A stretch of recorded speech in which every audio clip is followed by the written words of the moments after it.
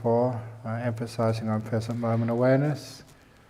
You may sometimes wonder why I teach this way and don't go straight into things like the breath and other types of meditation.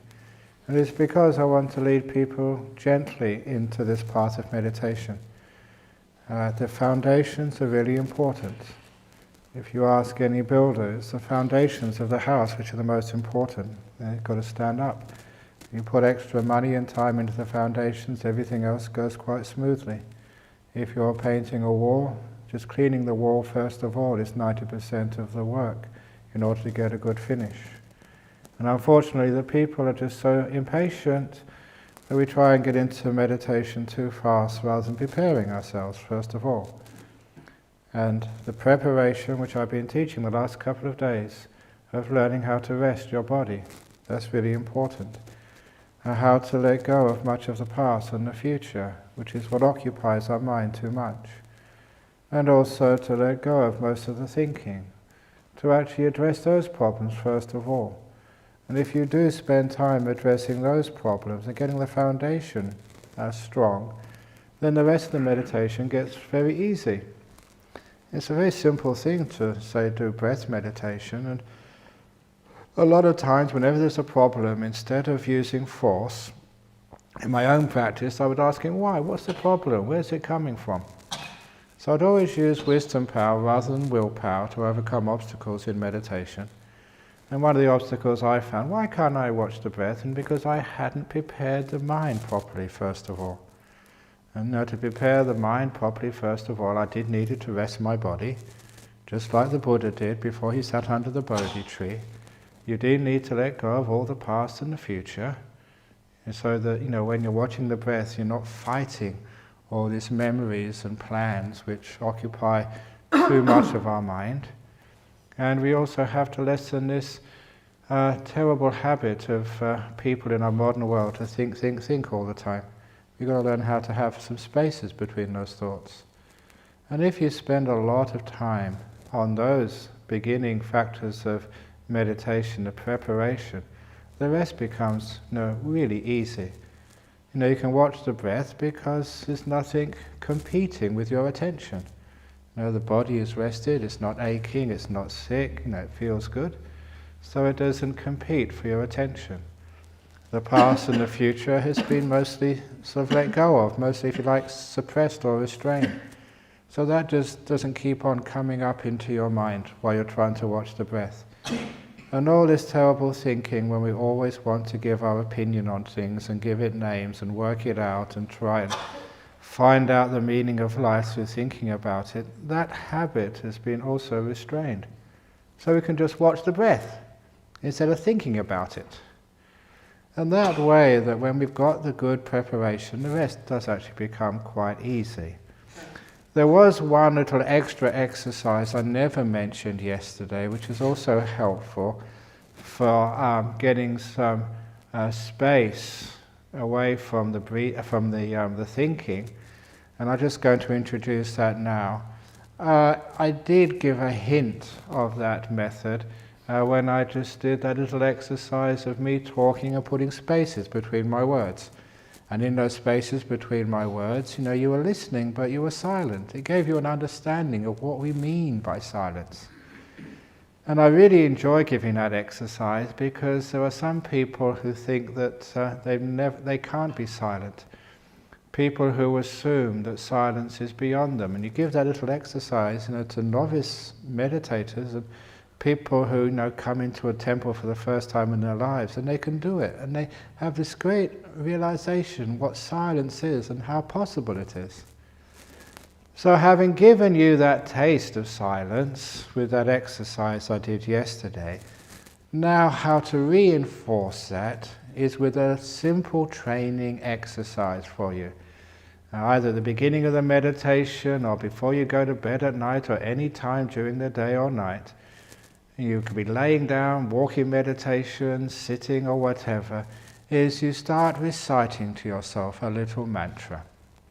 And as many mantras you can use. Sometimes I tell people to do the Tibetan mantra, Om Mani Padme Hum. If you don't like that, you can use Namo Tassa, or if you're Indonesia, Namo Buddhaya. It does help if you don't understand what the mantra means. Because once you understand it, you start thinking about it.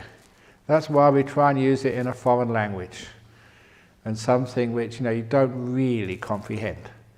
So say you use like Namo Tassa. We chant it every morning, but you probably don't know what it means, which is good. So you start, closing your eyes, or you walk in meditation, you're just walking, but you're focusing on reciting to yourself, Namo Tassa, Namo Tassa, Namo Tassa. Just relax with Namo Tassa, Namo Tassa, Namo Tassa, Namo Tassa. Now, for about 2 minutes. Now, number one, what that does is you blocks out all the other thoughts. You can't be thinking about lunch, you can't be thinking about your business, you can't be thinking about the cricket or whatever else you think about, because you blocked it out with Namo Tassa, Namo Tassa.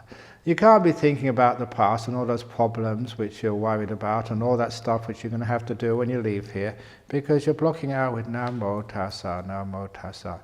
Now that would be wonderful, but if you keep on doing it too long, you just get tired and bored and frustrated and get headaches. It's just too forceful.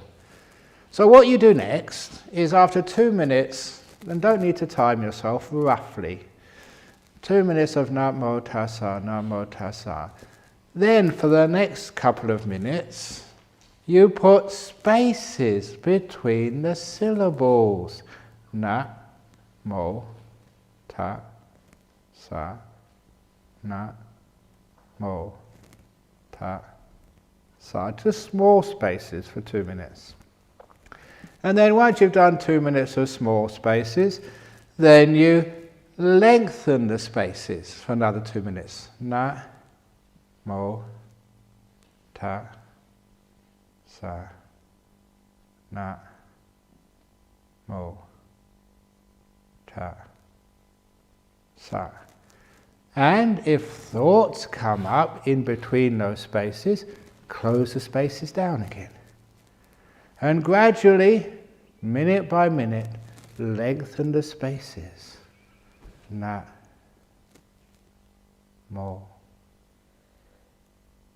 Tassa.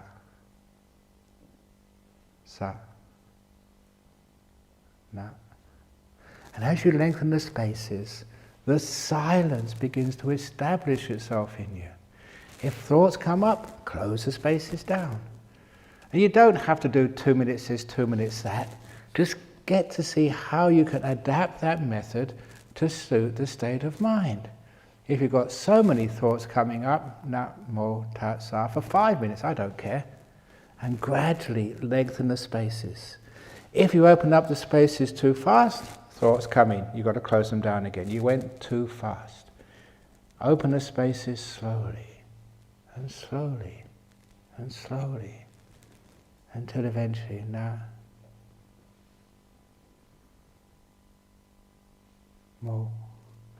and hardly a thought comes up at all. You have developed gradually a silent mind. Now also what happens is when you do get that silence, you recognize what it is, and I think what you recognized yesterday is beautiful. Silence is delightful. And that's one of the reasons people like coming to a place like this. It's quiet here. You don't get all the noise of the traffic and people and shouting and all this other noise which you hear in the city or even at home. And silence is just so rewarding and reinvigorating and peaceful, and silence can be very kind and compassionate. It can embrace you and take away all your problems just through silence. It soaks up all the suffering. Silence. Which is why that when you start to recognize it and get used to it, you like hanging out there. And it's so beautiful you don't want to think. And because you don't want to think, you don't think. Oh, just shut up, I'm enjoying myself. And so this is how we can develop the experience of silence, the appreciation of it, until it establishes itself in us And then, whatever you want to do in meditation, you're really, really easy to do once you've established the silence. Now, people like little methods like that because at last, Ajahn Brahm, you give me something to do. And something I can test myself, whether I'm getting there or not getting there. See how many minutes I can be silent for.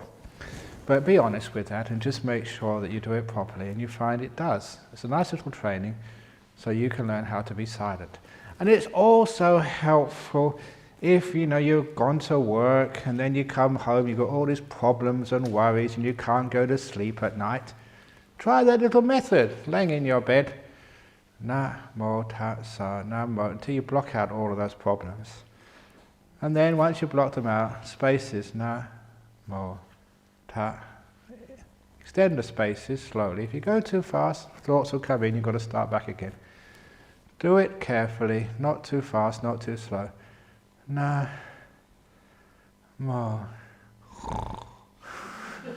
And you're fast asleep. So it's a very useful little technique there, and very easy to use. So that is the Namo Tassa and the silence. Now what are we doing this for anyway? To be silent, it's enjoyable, but why is it silent? And why actually do we have to do this first of all? And one of the reasons is because this is what we call the establishment of mindfulness and awareness, this big word which is used so much, and people have all these psychological definitions of what mindfulness is, but this is basically what it is. Being in the moment and being silent. Not giving things a name, but seeing them before the name comes up. Understanding things in this moment. Because if you're in the past and the future, you are not mindful. You've lost it. And if you're aware, if you're just thinking about all sorts of things, you're not really aware at all. You're not here. You're over in some fantasy land, or you're over in some planning, your next project, but you're not here, where life is actually happening. So, my definition of mindfulness, present moment and silence. Now once you've established that mindfulness, it's easy to direct it at places. But also, when you've established that silence and that present moment, at last you are not wasting energy. I think somebody told me years ago, and I keep forgetting the exact number, but some ridiculous percentage of your energy gets used in your brain. I think it's like 80 or 90% of the energy which you consume gets used in the brain. So whatever you eat, it's not used for your heart pumping or your lungs pumping up and down. It's not used for walking and for other sort of exercise. Most of it is used in your brain. And that is one of the reasons why I keep getting fat, because I don't use my brain. My brain is nice and peaceful and calm, so where you'd be wasting all your energy thinking and worrying, being anxious, I don't do that. So all that extra carbohydrate that goes in here, because I'm not wasting it up here. If I really want to lose weight, I should learn how to worry some more. I need to go to worry classes or anxiety classes, and when I get more worried and more anxious, then I'll maybe burn up more calories in my brain, but at the moment my brain is on idle. Because it doesn't think very much, it doesn't use much energy. But it's amazing, 80-90% of energy gets wasted in the brain. Now imagine what happens if you're in the present moment in silence. Your brain just hardly uses up any energy at all. And actually doesn't go to your tummy, where it usually goes into your mindfulness, into your awareness. You wake up. And when we talk about sort of, the Buddha, Buddha, that is a word which comes from the Pali bujati, which means to wake up. So when people say the enlightened one, that's not all that accurate. Awakened one, yes. And you're trying to get closer and closer to being a Buddha, so you've got to wake up more. I don't mean getting out of bed in the morning. I mean, make your brain waking up, getting some energy, getting some power. So you're not just aware, you are energetically aware. And what I mean there is just the difference between when you first get up in the morning, it's dark, you can hardly see where you're going. The sun starts to come up at dawn. You've got a very soft light. In the middle of the day, here in Australia, the sun is so sharp and bright, you can see everything. Everything is illuminated. Or the simile which I give, that when I shave in the morning in monastery over there, there's very bad light, and I like that because I can shave very quickly, look in the mirror, that's good enough. But I also travel around to different countries, and they put me up in these hotels. And these hotels have got these mirrors which amplify everything, and the lights which shine all of the light onto your face. So when I look at it and try to shave, God, it still needs more to be shaved. And there's no end to it, shaving, because I can see so much. I can see all the stubble. It's much better if you're a guy shaving in the dark, because it's over in a couple of seconds. You can't see what needs to be done. But in the bright light, it's never perfect. There's always things which are wrong. That is why the difference when the bright lights, that's called strong mindfulness. You can see what needs to be done. In the dark, you can't see very much. You're not really aware of what's happening. So what you do is when you start developing some stillness and being in the present moment, energy is started to be freed and goes into mindfulness. You begin to wake up. And that is a wonderful part of a meditation retreat. Happens naturally. You don't put energy into the meditation. You stop wasting energy in the past and future and all this thinking. And when that starts to disappear, energy starts to flow in to mindfulness. You become more aware. And there's all these lovely stories about what happens. The first meditation retreat I ever did in Cambridge in 1970, I think it was, 71. And this was in boarding houses for students. Now, a bunch of us students, we hired about 3 or 4 boarding houses during the vacation period. And even if you are not English, you will know that in the 70s, England was very well known for how disgusting the food was. It was a good preparation before I went to Thailand and ate rice and frogs. There was no taste in it at all. It was boiled so much that all the taste disappeared. It doesn't matter what vegetable you ate, they all tasted the same. It was just any flavour was all boiled away. And that was ordinary food. Now when it came to boarding houses for students, we were poor. And this was like the bottom of the pile. You're not executives, you're not in hotels where you've got money to spend. These were poor students. So, of all the cooks in that country, the bottom of the pile, the worst of the worst, the only place they could get employment was cooks in boarding houses for poor students who could not complain. So that's where those bad cooks ended up. And I was going to spend 9 days having to eat this disgusting food. And this is absolutely honest, I really thought I should take some sandwiches or take a few cans of something or other to supplement this disgusting food. But the experience was totally unexpected. For those 8 or 9 days, the food actually was really tasty. And I didn't understand it at first. I thought that because of my good karma, because of my great luck, I managed to hit on the one cook in a boarding house in the whole of the country who could actually cook. That's what I thought at the time. But later on I discovered, no, that was not the reason. I don't know, do you enjoy the food here? Is it because of the cooks? No, it's not. It's because when you meditate, your mindfulness starts to increase. You start to wake up. Not only do you see much more of what's out there, no, you also start to feel more of the heat and the cold and the things going on in your body. But also you begin to taste more of what's in that food. It's nothing to do with the cook. Everything to do with your senses waking up. You begin to taste more. And that's what happened with me. the last little piece of flavour left after all of that boiling and steaming, I could actually taste. I could pick it up. Normally you couldn't pick it up because you're too dull. Now my senses were like amplified and I could taste it and it was delicious. So every time you come on a retreat and the food is delicious, it's got everything to do with the fact you've calmed down, you become peaceful, energy is flowing into the mindfulness and you're becoming much more aware. And that's a great joy of being on a retreat. Even if you think your meditation's not that hot yet, the very fact you're not running around doing your business, on the telephone, checking this and checking that, you're doing far, far less than you normally do. And because of that, all that energy is now going back into your mindfulness. You are waking up. You are becoming more sensitive to the sounds of the birds outside.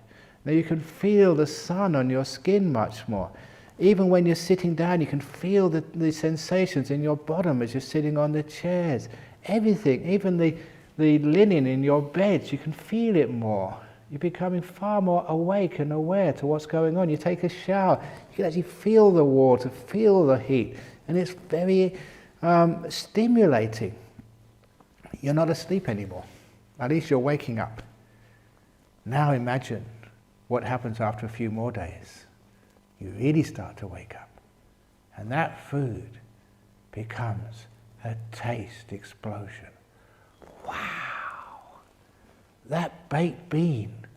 I've never tasted a baked bean which has been so full of flavour. The tomato, it just gets right into you. It bites and explodes into... And then this, okay, you think I'm crazy here, but it will happen to you. You get a piece of broccoli and you taste it. Wow! There's so much sensations and flavours and experience in just one taste of broccoli as and even crunching it. Just the fact that all these little fibres get compressed under your teeth and they break and an explosion of taste comes out, just whoosh, and there it is on your tongue. You become more awake, and that becomes incredibly fun. Because at last you're experiencing this world rather than being in dullness. You know what happens when you really get dull? That is called depression. And if you ever have been depressed, well, everyone's been a little bit depressed. Some people get really into deep depression. And what happens is everything is tasteless. Everything you see on the TV is boring. You look in the refrigerator and stuff is falling out from the door. There's nothing in the fridge. There's nothing which will stimulate you. Nothing which will excite you. And even these incredibly powerful and innovative jokes coming from Ajahn Brahm. I've heard that one before.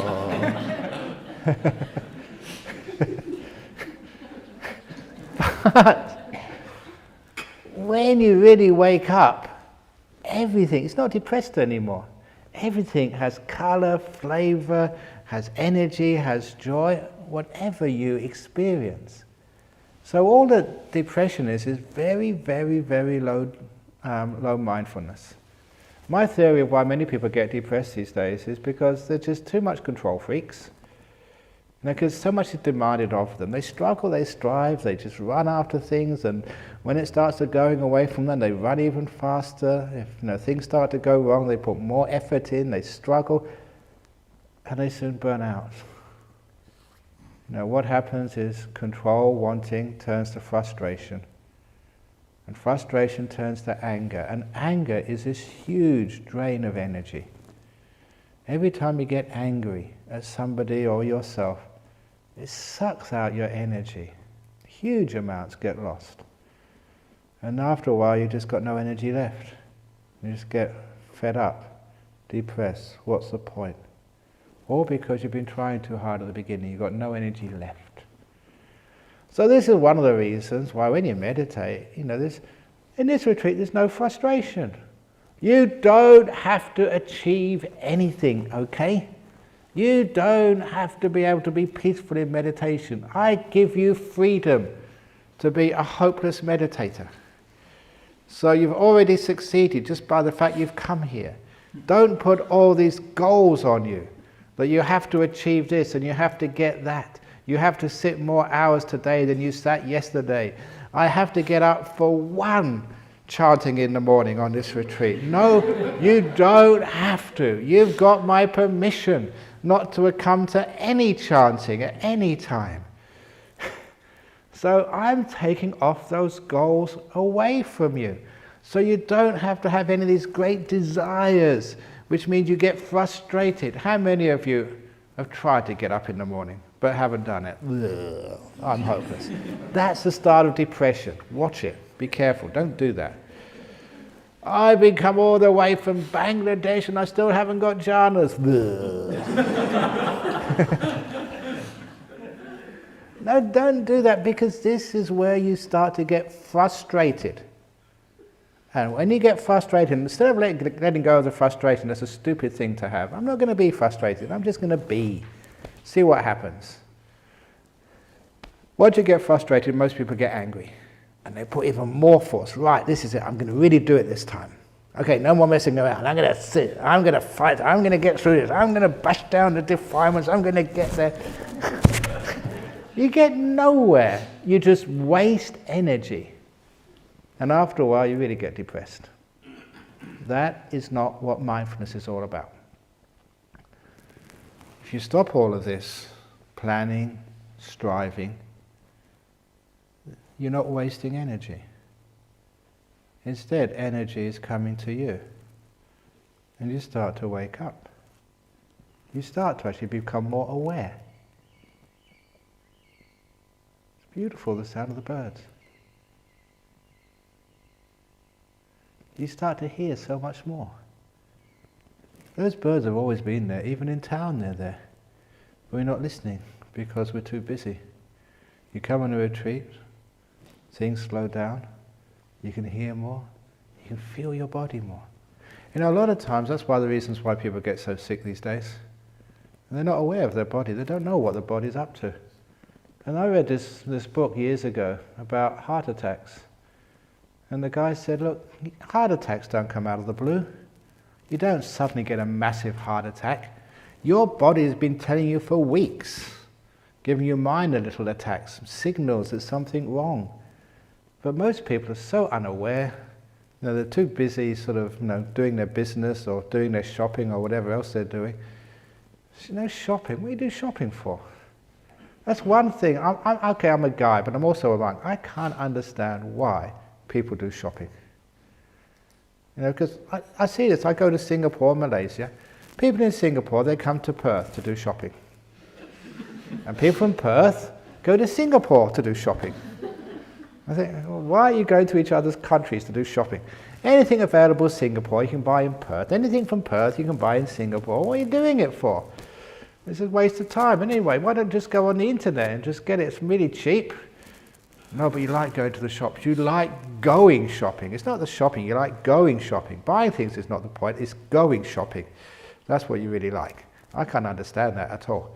But nevertheless, that's what many people do. And they're so busy in all those things, you waste your energies. So you get tired. And when you get tired, you sort of start getting a bit depressed. But when you're on here, nothing to do, no shopping. So your mindfulness starts to get much better. Actually, Bianca's got a little shop over there, her meditation cushion shop. But that's about the limit of it, there's not much choice there. But anyway, so it's great, no shopping here, no place to go, which means you can calm down and become peaceful. And when you become peaceful, you can start to hear more and be more. And that is delightful. That's why many people, they come on this retreat, they don't get into jhanas, but the fact it's a quiet, peaceful place and they start waking up, they can enjoy, what's always been around them. They can enjoy their food. So that's all you need to do. So no more goals. Because when your goals, this is a deep saying, okay? If you want to write anything down, I know some of you are writing things down, just write this down and throw everything else away. This is Four Noble Truths, essence of Buddhism in one sentence, how to meditate just in one line, and it is absolutely perfect and so profound. It's the only teaching you ever need in your whole life. When you want something more, you cannot enjoy what you already have. It's a brilliant saying. When you want something more, you can't enjoy what you already have. That's why billionaires can't enjoy anything, because they want the second billion. Haven't they got enough money already, $1 billion? But I want more.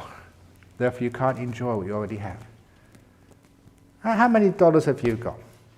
Look at me, I haven't got any dollars. I don't want any. That's why I can enjoy what I already have, which is nothing. Now, in this meditation, which you're going to do when I leave here, do you want something more? Do you want more jhanas? Or even any jhanas? Even half a jhana, please. Do you want to be peaceful? You want something, means you can't enjoy the peace you already have. So be careful. That is such a beautiful saying. When you want something more, you can't enjoy what you already have. So what more do you want? This beautiful retreat centre. I've been to other retreat centres, you've been to other retreat centres. This is probably the best in the world. And I mean, I've been to retreat centres over in the United States, retreat centres, and this is really top class. The teachings, top class. Thank you.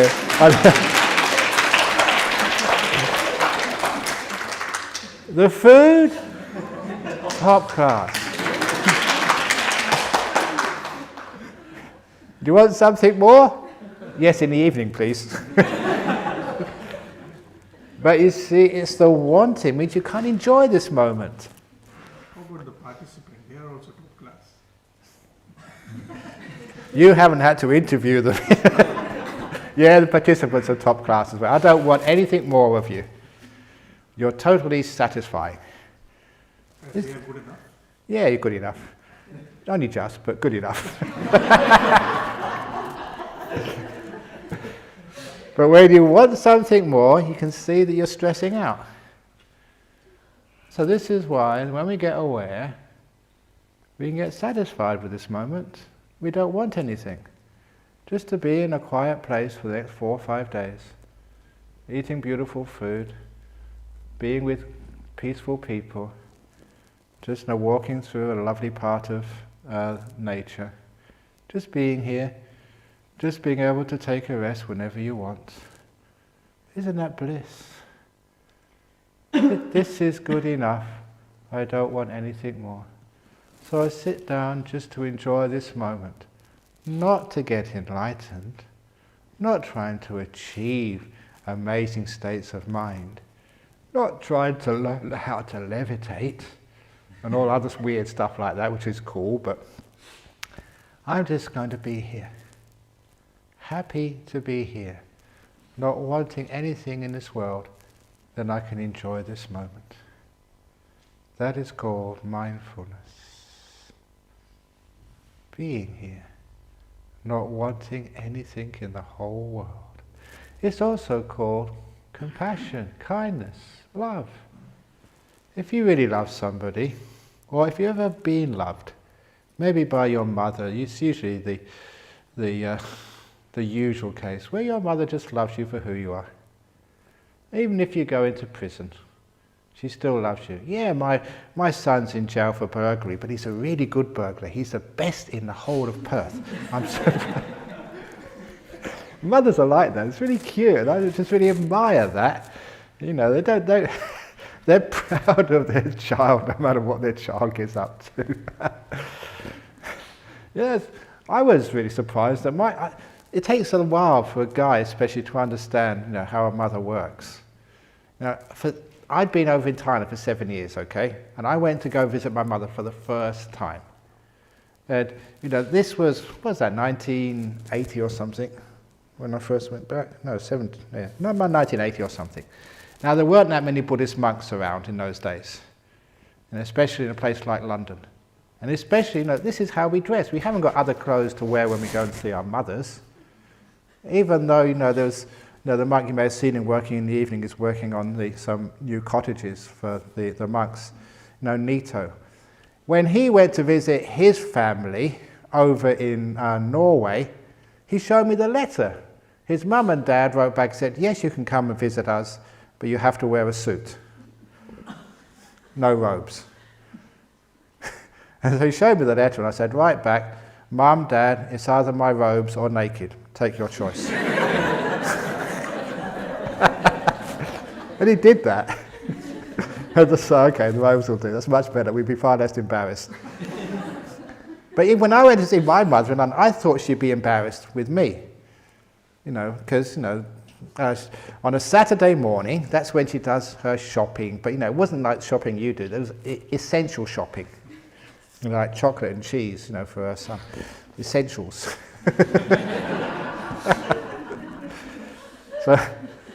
So I'd come all that way, to hang out and spend time with my mother and for her to hang out with me. So I said, I'll come with you on the shopping on a Saturday morning in the high street, okay? The high street is these narrow little streets with all the shops, not shopping malls, but just all in a line.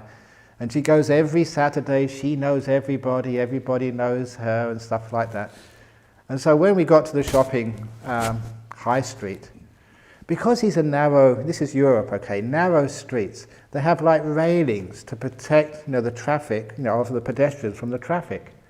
And that's always, and I remember this when I was young, and it's the same even now, that's where they leave, they tie the dogs, to the posts, so the dogs don't go in the shops, and they, leave the baby prams, the baby's outside as well, before they go in the shops.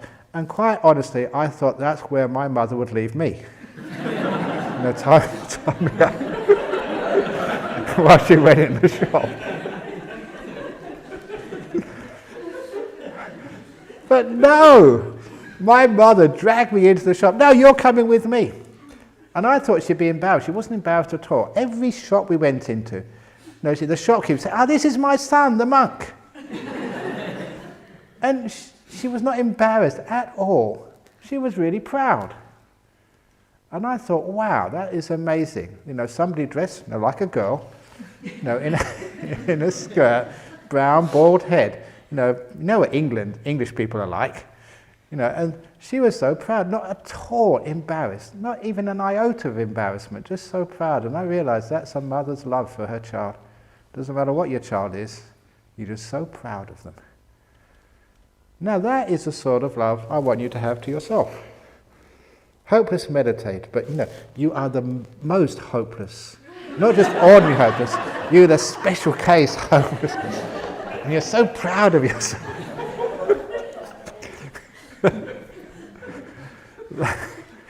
Now that sort of respect for yourself is when you don't want anything more.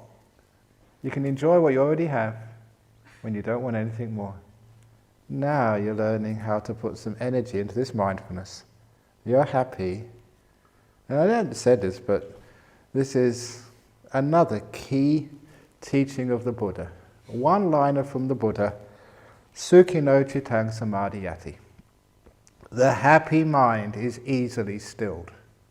Easily meditates, if you have a happy mind.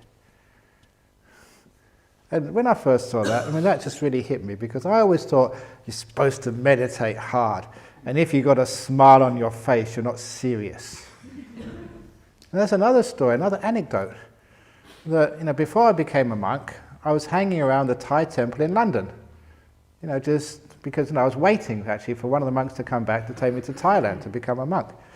So I was hanging around there again and again every week, and just in the mornings, my mother's apartment was only about 10 minutes on my motorbike to get to the.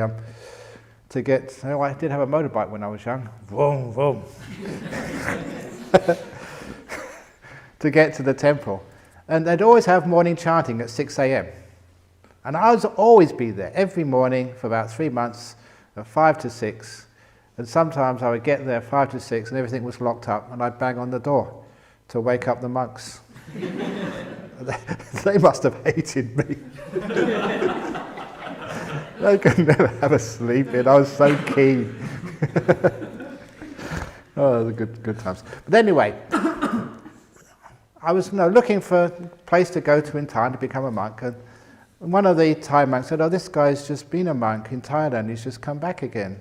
He's disrobed." And so I said, I want to become a monk in Thailand. Where should I go?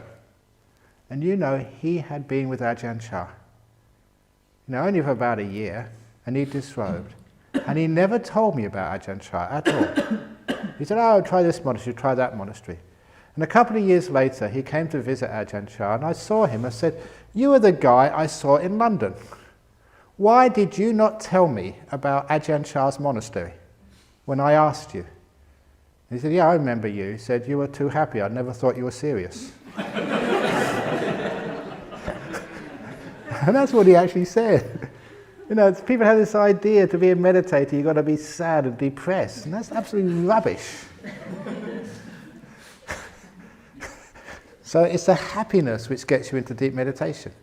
So when I don't want anything, when I want something more, I can't enjoy what I already have. Instead, I don't want anything. I'm enjoying this moment.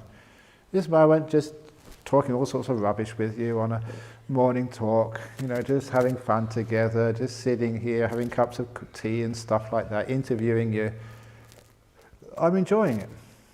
Are you enjoying it? Yes. So you do want anything more?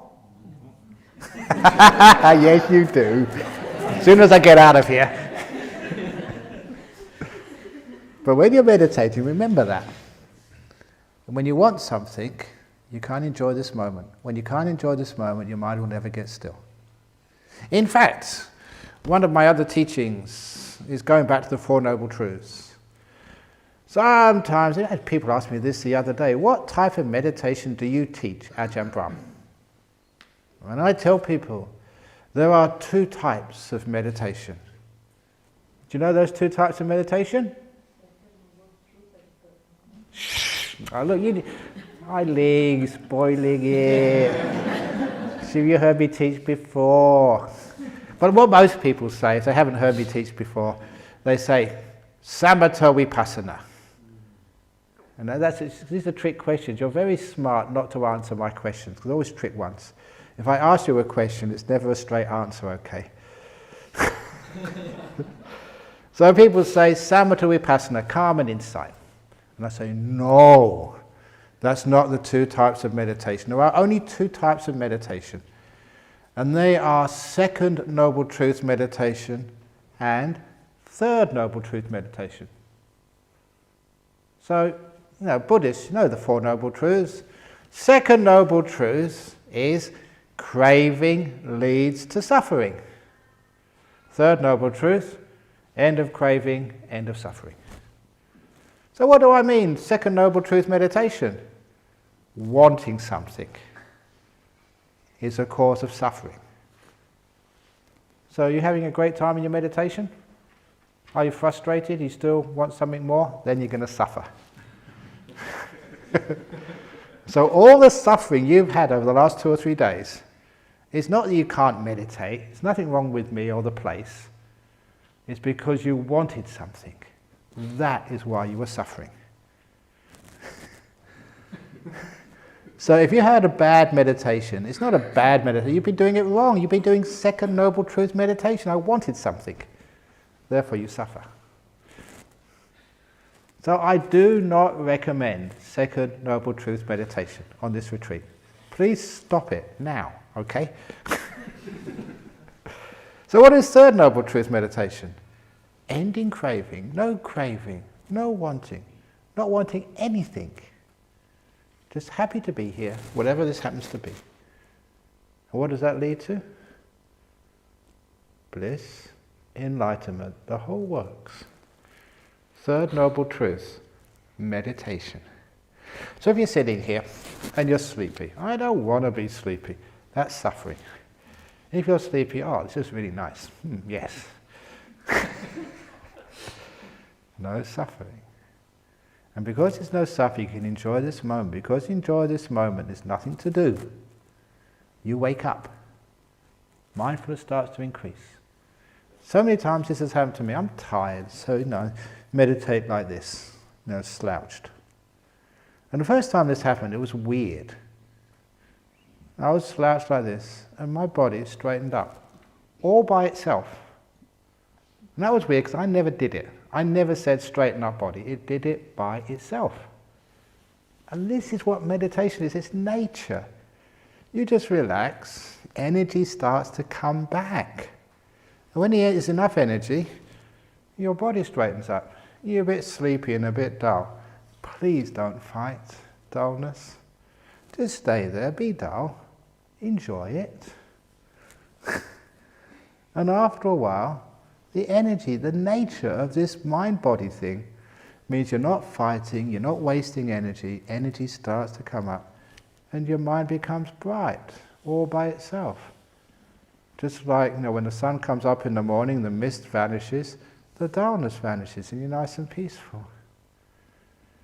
And then you don't need to fight anything. You're just there, being peaceful, not wanting anything in the whole world, just happy just to be aware. And before you know it, you're aware of the breath. The breath comes to you. And the reason why the breath comes to you is because nothing else is going on. There's no business, there's no past, future, you're happy being here. Nothing to think about, you're just content, you don't want anything, therefore there's no reason to think. You don't want to find the solutions to the questions of the universe. You don't want anything. You're just happy being stupid. Do not be wise. If you do become wise, if you did become enlightened, please keep it quiet. Otherwise you'll end up like me, going all over the world teaching and people asking you all sorts of questions. That's why this Korean nun, senior Korean nun, she gave advice. She gave this advice to Chi Kwang, and Chi Kwang told me, he said, if you ever get enlightened, don't tell anybody. Because if you tell someone, you'll have to spend the rest of your life proving it. So shut up, shh, and then you can have a nice time. So anyway, it happens naturally. Your breath comes up because everything else is vanished. It's not a problem anymore. It's the last thing moving when everything else vanishes. So your body is sitting here, nothing happening in the body except not that bad, but just the breath. The only thing left which is moving. Because when things become still, they disappear. This is the other thing about meditation. I meant to get this across this morning. Stillness, it is not a state which doesn't move. Okay? Stillness, things actually happen in stillness. It's not sort of, a dead end. It's actually a place where many doors open when you become still. Because when you become still, many, many things vanish.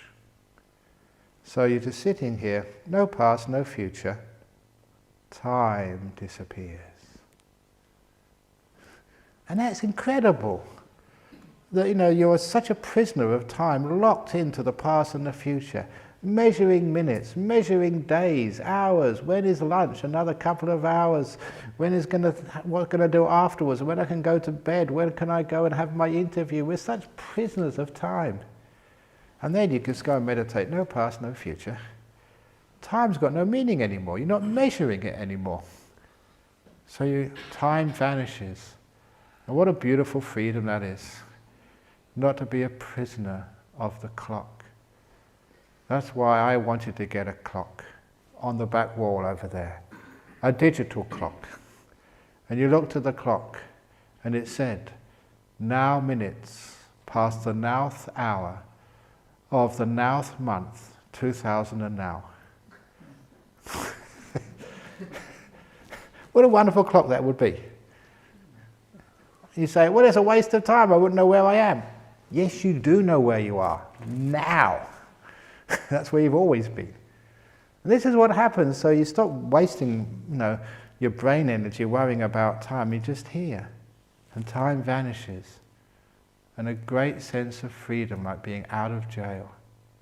You can just be. You've got no place to go, no future to fear or to hope for, no past to imprison you, like shackles keeping you tied to events which were painful in the past. You're at last free of all those shackles and ties, free to be. So time vanishes. Woohoo! And the thinking. I don't know about your brain. My thinking. Blah, blah, blah, blah, blah, blah. You know, one of the reasons I became a monk because I saw some of my friends. Please excuse me again for being sexist, but who cares? I'm already in enough trouble in my life, so a bit more trouble won't really matter. One of the reasons I didn't like girlfriends, you had girlfriends, you liked them, but you didn't want to commit because they're nag, nag, nag. You've got to brush your teeth in the morning, brush your teeth at night, blah, blah, blah, just clean underneath your nails, nag, nag, nag, nag, nag. You know what I mean, guys? And then, so I didn't get married, okay, so I became a monk. And then I've got the wife between my ears, my brain, nag, nag, nag, nag, nag.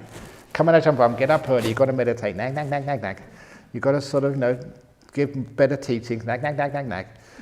Build a better monastery, nag, nag, nag, nag, nag. Go to the nuns' monastery, nag, nag, nag, nag, nag. Look after him, nag, nag. It's inside here. And that is called thinking. Isn't thinking your worst sort of, like wife or husband? Telling you what to do all the time. Never giving you a moment's rest. Never being kind to you. Always seeing the faults. And that there's no mind inside it. Is after a while I say, shut up. Who are you telling to shut up? Says my wife. So I just say, okay, I'm just going to meditate. And when you let go of the thinking, it's like freed from this nagging, nagging, nagging husband or nagging wife. You're free at last. And it's just so peaceful.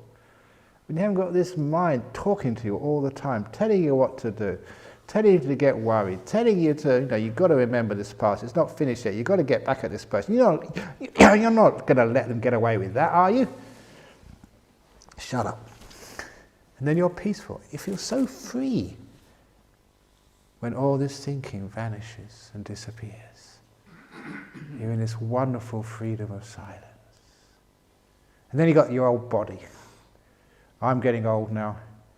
As I told people, and I do not lie. I keep my precepts. I am an honest monk.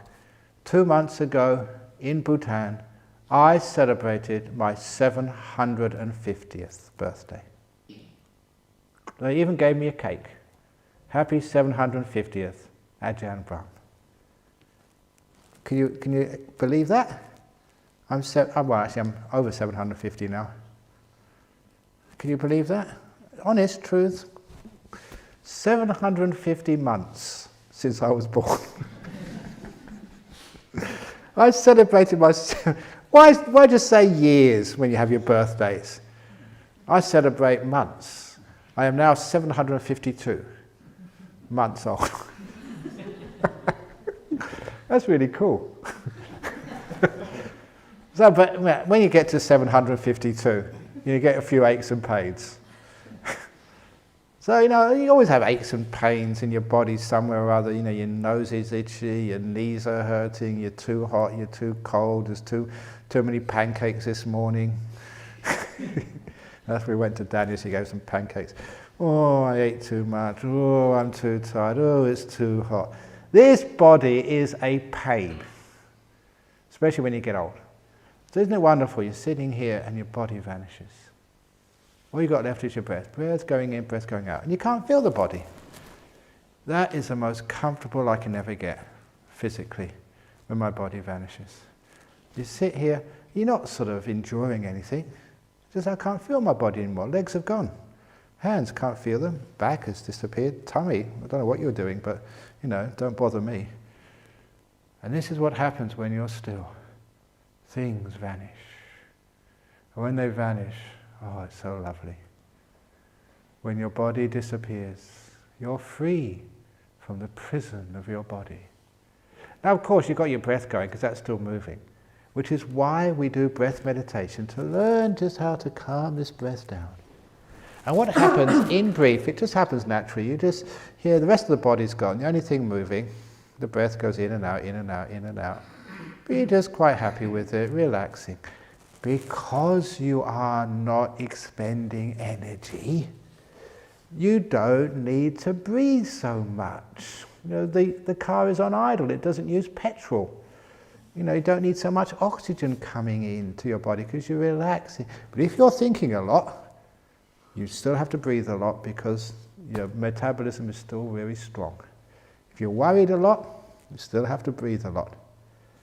But when you really calm down, you hardly need to breathe at all. You get softer and softer. Until it disappears. The breath goes, vanishes. It's still going in, but just such a little amount of oxygen just to keep yourself going. The breath vanishes. And with it, all your body is gone. Oh, joy at last. I don't have any itches, no aches. Where I had to learn this was when I was over in Thailand. Mosquitoes. That's why people say, oh, it's so wonderful going back to nature. You come here in October, bzz, bzz, bzz, the flies come out. And people, oh, it must be so wonderful living in the forest, so peaceful, bzz, bzz, bzz, bzz, bzz. The flies which come out in West Australia that time of year in October, they're very adventurous, the flies in Western Australia. They're like exploring up your nose, going in your ears, having a fossick around, see what's up there. For those of you who don't know what I'm talking about, please come on retreats in October, November. And you get all these flies buzzing all over the place, and hundreds and thousands of them, you can't escape from them.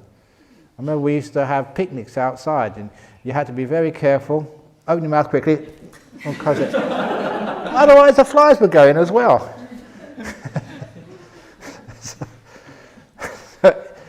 Anyway, so that just when you start to get very peaceful, your body disappears. These mosquitoes in Thailand, there were literally thousands of them. And again, I've got to be very careful here. Sometimes there's always a tendency to exaggerate, but I will not exaggerate here, because otherwise it takes away the power of the story. When we used to meditate out in the jungle between 6 to 8 in the evening, 2 hour meditate with Ajahn, and the mosquitoes, they would cover your body. And I'd count with another monk, just how many mosquitoes we had. It was like a little game we played. See who got the most in one time. You got about 80 or 90, on one time. And you couldn't count anymore, they were too close together. And you can't distinguish the bites. And there's a lot of mosquitoes at one time. And they're incredibly irritating. And so often, this was in Thailand, you'd open your eyes, and all the Thai monks were sitting perfectly still. And I thought, how do they do this? It was only later on I realized, the mosquitoes never went for the Thai monks. They went for the Westerners every time. Mostly because, it was the first time in that part of Thailand they had Western food. It wasn't only that, apparently the blood vessels are closer to the skin with the Western body, and the Thais, because they've been born there and evolved there, the blood vessels are much deeper, so the mosquitoes have a harder time finding them.